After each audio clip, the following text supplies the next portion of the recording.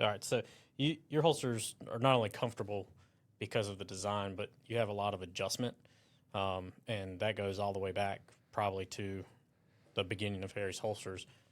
Talk a little bit about how you can adjust in your holsters versus not even necessarily against anyone else's, but how can you adjust your holster for maximum comfort? Our flagship lines, I'm not sure the Icon has quite 3/4 of adjustment, but the Infiltrator and the Shorties have 3/4 inch of adjustable ride height, and then they also have 30 degrees of cant. So the cant's really important if you're carrying behind the hip.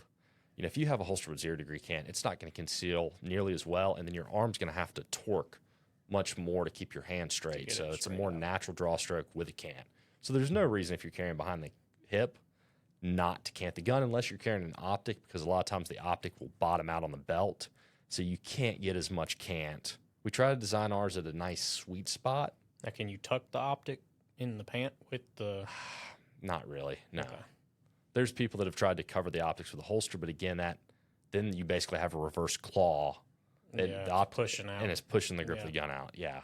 So adjustable ride height there for a Penix carry. We're all shaped and built a little bit differently based off the proportions of our thighs, our hips, our waist. And so, like, you wear khakis and jeans, I guess, right? Yeah. So if you're wearing jeans, generally they tend to ride lower than khakis. And I've tested out one holster from probably one of the most popular brands on YouTube. I was wearing khakis, tried it on. It actually worked pretty well. I could sit down, I was comfortable. I was going to see my grandma the next day, and on that drive, I was like, I'm going to test out this holster some more. So I put on jeans, and I went and I put that holster on. I sat down. Thank goodness I did that before I got in the car, because while I was sitting down, it was about 2 minutes in, the holster became unbearable to wear. And it's because it brought the holster lower and it had those sharp edges, so it was contacting my thighs, and it was very painful.